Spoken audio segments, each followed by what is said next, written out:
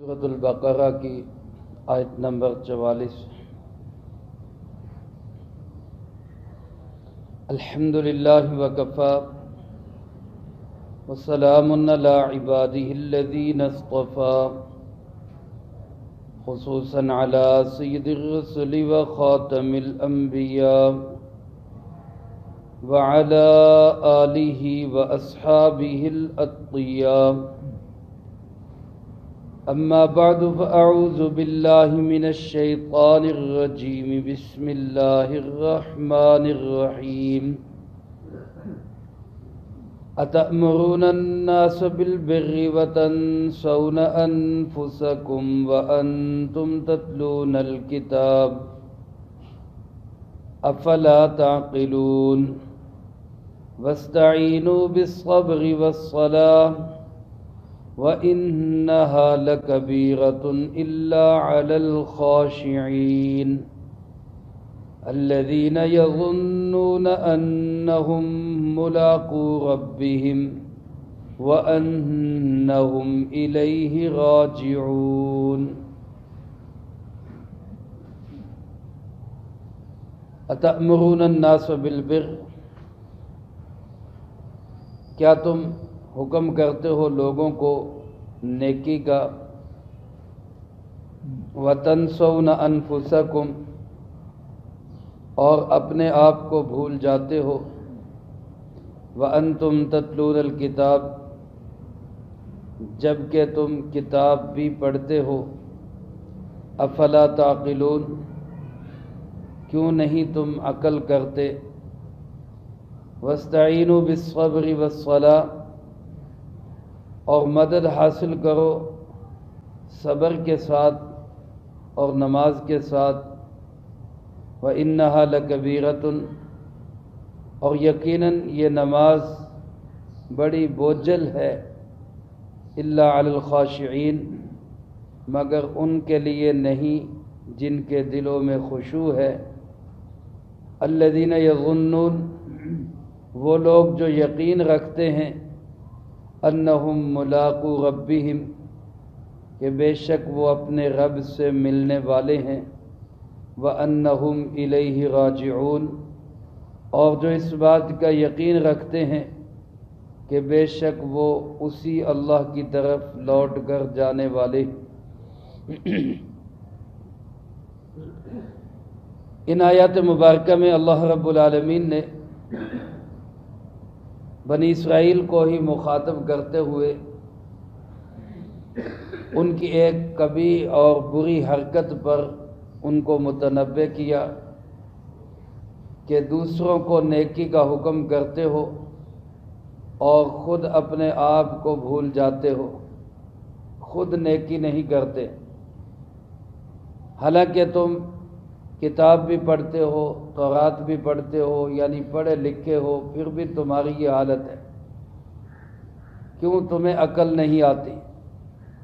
اور پھر ان کو حب جاہ اور حب مال جو اصل بیماریاں تھیں ان کو ختم کرنے کے لیے نسخہ دیا کہ صبر اور نماز کے ساتھ اللہ سے مدد طلب کرو، اور فرمایا کہ یہ نماز ایک بوجھل چیز ہے، بھاری چیز ہے، سخت چیز ہے، لیکن بھاری بوجھل سخت ان کو لگے گی جن کے دل میں خشوع نہیں ہوگا، اور جن کے دلوں میں خشوع ہوگا اور اس بات کا یقین ہوگا کہ ہماری اپنے رب سے ملاقات ہونی ہے اور ہم نے پلٹ کے جانا کس کے پاس ہے؟ اللہ کے پاس، ان کے لیے نماز پڑھنا کوئی مشکل اور دشوار نہیں ہوگا۔ یہ ان آیات مبارکہ کا خلاصہ ہے۔ میرے محترم دوستو، گزشتہ دروس میں بھی میں عرض کر چکا ہوں کہ قرآن کریم کی آیات کے مخاطب چاہے کوئی بھی ہو، لیکن وہ آیات سب کے لیے ہوتی ہیں، صحابہ کے لیے بھی تھی، اس زمانے کے لوگوں کے لیے بھی تھی، آج کے لوگوں کے لیے بھی ہیں، قیامت تک آنے والے جتنے انسان اور بالخصوص مسلمان ان سب کے لیے یہ آیات ہیں۔ خاص طور پہ ان آیات کے مخاطب وہ لوگ ہیں جو دوسروں کو وعظ و تبلیغ کرتے ہیں، بنی اسرائیل کے جو مذہبی رہنما تھے وہ بھی یہی کام کرتے کہ لوگوں کو کہتے نیکی کا کام کرو، خود نہیں کرتے تھے۔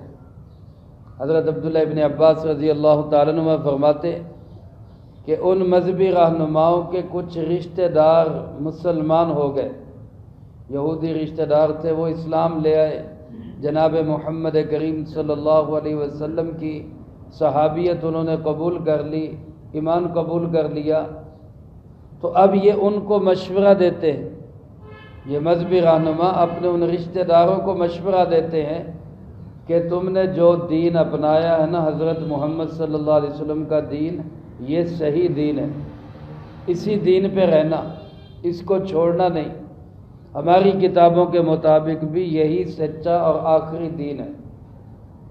ان کو تو یہ کہتے، لیکن خود اپنا عمل کیا تھا کہ خود مسلمان ہونے کے لیے تیار نہیں تھے۔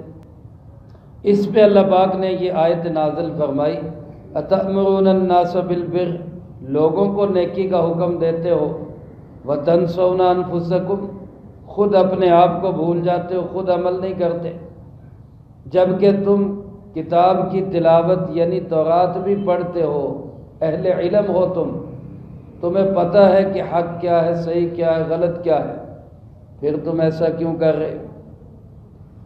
علماء نے لکھا ہے کہ یہ آیات مبارکہ آج کے دور میں اگر کوئی شخص واعظ کرتا ہے، تبلیغ کرتا ہے، کوئی عالم دوسروں کو تقریر کر کے سناتا ہے، نیکی کا حکم دیتا ہے اور خود عمل نہیں کرتا، وہ بھی اسی آیت کا مصداق ہے۔ حدیث پاک میں آتا ہے رسول اللہ صلی اللہ علیہ وسلم نے ارشاد فرمایا کہ جب میں سفر معراج پہ گیا، وہاں بہت سارے آپ نے مناظر دیکھے، بہت سارے مشاہدے کیے، ان میں آپ فرماتے میں نے ایک جگہ ایک جماعت کا مشاہدہ کیا کہ کچھ لوگ ایسے تھے کہ جن کے ہونٹوں کو آگ کی کینچیوں سے کاٹا جا رہا تھا، آگ کی کینچیوں سے ان کے ہونٹوں کو کاٹا جا رہا تھا اور ان کے منہ کو جلایا جا رہا تھا۔ تو میں نے ان سے پوچھا کہ جبرائیل علیہ السلام سے پوچھا کہ یہ کون لوگ ہیں، ان کے ساتھ یہ معاملہ کیوں ہو رہا ہے؟ تو انہوں نے بتایا کہ یہ آپ کی امت کے وہ واعظ اور مبلغ اور دوسروں کو نیکی کی نصیحت کرنے والے ہیں جو خود عمل نہیں کرتے، آج ان کو یہ سزا مل رہی۔ اور ایک دوسری حدیث پاک میں آتا ہے رسول اللہ صلی اللہ علیہ وسلم نے ارشاد فرمایا قیامت کے دن کچھ لوگ جہنم میں ہوں گے اور کچھ جنت میں ہوں گے، تو جنت والے جہنم والوں سے پوچھیں گے ارے بھائی تمہیں کیا ہوا، تم جہنم میں کیسے آ گئے؟ کہ تمہاری باتوں کو سن سن کر تو ہم جنت میں آ گئے، تم نے ہمیں واعظ و نصیحت کیا، ہم نے عمل کیا، ہم جنت میں آ گئے، تم جہنم میں کدھر؟ تو وہ کہیں گے کہ ہاں ہم تمہیں تو کہتے رہے لیکن ہم نے خود عمل نہیں کیا، اس لیے ہمیں اس کی یہ سزا ملی۔ اس لیے میرے عزیز دوستو، عمل تو ہم سب کو کرنا چاہیے، ہر مسلمان ہی عمل کا وہ ذمہ دار ہے، اس کی ذمہ داری ہے کہ وہ عمل کرے، لیکن جو دوسروں کو کہتا ہے اس کی گویا دوہری ذمہ داری ہے کہ وہ خود بھی عمل کر کے دکھائے۔ لیکن اس کا یہ مطلب نہیں کہ اگر خود عمل نہ ہو تو تبلیغ بھی نہ کرے، ایسا نہیں ہے، خود عمل نہ بھی ہو تب بھی تبلیغ کرنی چاہیے، اس لیے کہ عمل کرنا ایک الگ فرض ہے اور تبلیغ کرنا ایک الگ فرض ہے۔ اگر ایک فرض نہیں ہو رہا تو کم از کم دوسرا فرض تو نہ چھوڑے۔ اب مثال کے طور پہ ایک بندہ نماز نہیں پڑھتا، اب وہ کہے جی میں نماز تو پڑھتا نہیں، میں روزہ بھی نہیں رکھتا۔ بھئی روزہ الگ فرض ہے، نماز الگ فرض ہے، اللہ سے توفیق مانگو، اللہ تمہیں نماز کی بھی توفیق دے، لیکن اگر روزے کی توفیق ہے تو روزہ تو رکھو۔ اب ایک بندہ کہے جی میں چونکہ عمل نہیں کرتا لہذا میں تبلیغ بھی نہیں کرتا، ایسا نہیں ہے، قرآن کریم میں ایسا کہیں نہیں ہے۔ تبلیغ کرنی چاہیے، وہ الگ فریضہ ہے، ہاں تبلیغ کے ساتھ ساتھ خود عمل بھی کرنا چاہیے، یعنی اس کا یہ مطلب نہیں کہ جو عمل نہ کرے وہ تبلیغ نہ کرے، بلکہ اس کا مطلب یہ ہے کہ جو تبلیغ کرے وہ عمل بھی کرے، یہ مطلب ہے اس آیت مبارکہ کا۔ دونوں میں فرق ہے اور وہ فرق ہر بندہ سمجھتا ہے۔ حضرت حکیم الامت مولانا اشرف علی تھانوی رحمۃ اللہ علیہ تو فرماتے ہیں کہ میں اپنے اندر جب کسی برائی کو دیکھتا، مجھے محسوس ہوتا کہ میرے اندر یہ برائی پائی جا رہی ہے، تو میں دوسروں کو کہتا کہ بھئی اس برائی کو چھوڑ دو، کہ میرے کہنے کی وجہ سے وہ بھی چھوڑیں گے اور انشاءاللہ میرے سے بھی وہ برائی ختم ہو جائے گی۔ تو اس لیے عمل بھی کرنا چاہیے، تبلیغ بھی کرنی چاہیے، دوسروں کو وعظ و نصیحت بھی کرنا چاہیے، خود اپنی زندگی کو بھی درست کرنا چاہیے۔ اگر ایسا نہیں کریں گے تو یہ یہودیوں جیسی حرکت ہوگی۔ اور اللہ پاک فرماتے ہیں افلا تعقلون، کیا تمہیں اس کی عقل نہیں کہ تمہیں یہ بھی عمل کرنا چاہیے؟ اور پھر اگلی آیت میں فرمایا دو بیماریاں، ایک حب جاہ، ایک حب مال۔ مال کی محبت، میرے عزیز دوستو، جس کے دل میں مال کی محبت ہوگی اس کے اندر کتنی برائیاں پیدا ہوں گی۔ سب سے پہلے تو اس کے اندر بخل اور کنجوسی پیدا ہوگی، وہ مال خرچ نہیں کر سکے گا۔ اور حدیث پاک میں آتا ہے رسول اللہ صلی اللہ علیہ وسلم نے ارشاد فرمایا جو سخی آدمی ہوتا ہے وہ اللہ کے بھی قریب ہوتا ہے، وہ لوگوں کے بھی قریب ہوتا ہے، وہ جنت کے بھی قریب ہوتا ہے، وہ جہنم سے دور ہوتا ہے۔ اور فرمایا جو بخیل اور کنجوس آدمی ہوتا ہے وہ اللہ سے بھی دور، وہ جنت سے بھی دور، وہ لوگوں سے بھی دور، وہ جہنم کے قریب ہوتا ہے۔ مال کی محبت کی سب سے بڑی خرابی یہ ہے کہ اندر بخل اور کنجوسی پیدا ہو جاتی۔ دوسری خرابی یہ پیدا ہوتی کہ خود غرضی پیدا ہو جاتی۔ پھر یہ انسان مال کی ہوس میں فراڈ کرتا ہے، مال کی ہوس میں کم تولتا ہے، مال کی ہوس کے اندر دھوکہ دہی کرتا ہے، مال کی محبت کے اندر لوگوں کا حق مارتا ہے۔ پھر اس کو یہ لگ جاتا ہے کہ بس میرا پیٹ بھرے، کسی کا پیٹ کٹتا ہے کٹ جائے۔ یہ خود غرضی ہے، جانوروں والی حرکت ہے، بلکہ جانوروں سے بھی بدتر حرکت ہے۔ اور تیسری خرابی یہ پیدا ہوتی ہے کہ لالچ پیدا ہو جاتا ہے۔ مال کی محبت جس کے دل میں ہو اس میں لالچ پیدا ہو جائے گا، جتنا بھی مال ملے اس کی بس نہیں ہوگی، وہ کہے گا اور مل جائے اور مل جائے اور مل جائے۔ یہ مال کی محبت کی خرابیاں ہیں۔ اسی طرح جاہ کی محبت، عہدے کی محبت، بڑے ہونے کی محبت، اس میں پھر انسان خود غرض ہو جاتا ہے، پھر لڑتا ہے، پھر اس پہ جو ہے پارٹیوں کی لڑائیاں ہوتی ہیں، قوموں کی لڑائیاں ہوتی ہیں، قبیلوں کی لڑائیاں ہوتی ہیں، پھر ملکوں کی لڑائیاں ہوتی ہیں۔ تو ساری خرابیوں کی جڑ دو چیزیں ہیں، حب مال اور حب جاہ۔ اللہ پاک نے ان دونوں کا علاج یہ بتایا وَاسْتَعِينُوا بِالصَّبْرِ وَالصَّلَاةِ، اللہ سے مدد حاصل کرو صبر کے ساتھ۔ صبر کرو، خواہشات ٹوٹ رہی ہیں صبر کرو، حلال میں اپنی ضروریات پوری نہیں ہو رہی صبر کرو، اگر مال کم ہے بہت ساری جائز تمنائیں، آرزویں، ضرورتیں پوری نہیں ہوتی صبر کرو، صبر کے ذریعے اللہ کی مدد مانگو۔ اور دوسرا عاجزی اختیار کرو، نماز پڑھو، رکوع کرو، سجدہ کرو، اس سے تم اللہ کی مدد چاہو تاکہ اللہ رب العالمین تمہاری حب مال اور حب جاہ کی بیماری ختم کر دے۔ یہ دو بیماریاں ختم ہو جائیں تو انسان بن جاتا ہے، آدم کا بچہ بن جاتا ہے، جانوروں سے نکل کر انسانیت کے دائرے میں آ جاتا ہے۔ ورنہ یہ جانوروں والا کام ہے۔ شیر بکریوں پہ، ہرنوں پہ حملہ کیوں کرتے ہیں؟ کہ میرا پیٹ بھر جائے، اس کی جان جاتی ہے چلی جائے، یہ حیوانیت ہے۔ بھیڑیا بکری پہ حملہ کیوں کرتا ہے؟ کہ میرا پیٹ بھر جائے، بکری کی جان جاتی ہے جائے، یہ حیوانیت ہے۔ اگر یہ انسان کے اندر آ جائے کہ میرا گھر پورا ہونا چاہیے، چاہے کسی کا گھر برباد ہوتا ہے ہو جائے، تو پھر یہ انسان نہیں، یہ حیوان ہے۔ حیوانیت سے بھی اگلا درجہ یہ ہوتا ہے کہ انسان سانپ اور بچھو بن جائے۔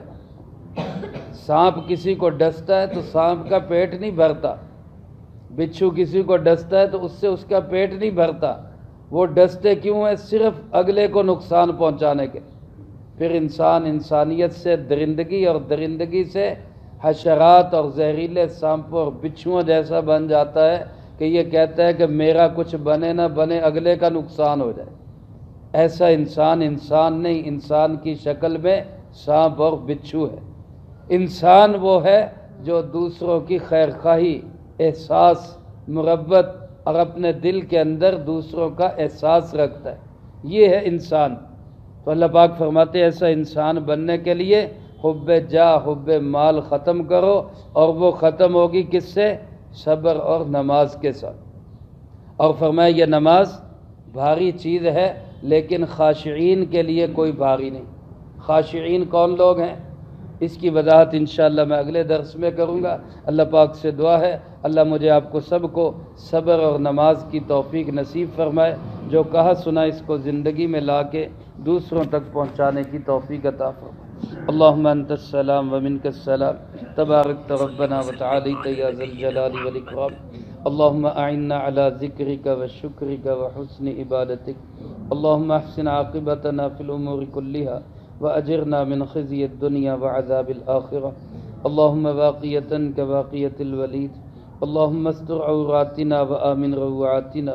اللهم إنا نجعلك في نحورهم ونعوذ بك من شرورهم. اللهم اكفنا بحلالك عن حرامك وأغننا بفضلك عمن سواك.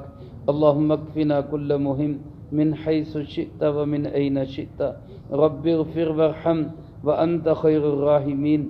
رب ارحمهما كما ربياني صغيرا. اللهم ربنا ظلمنا أنفسنا وإن لم تغفر لنا وترحمنا لنكونن من الخاسرين. اللهم ربنا تقبل منا إنك أنت السميع العليم وتب علينا إنك أنت التواب الرحيم. وصلى الله على النبي الكريم.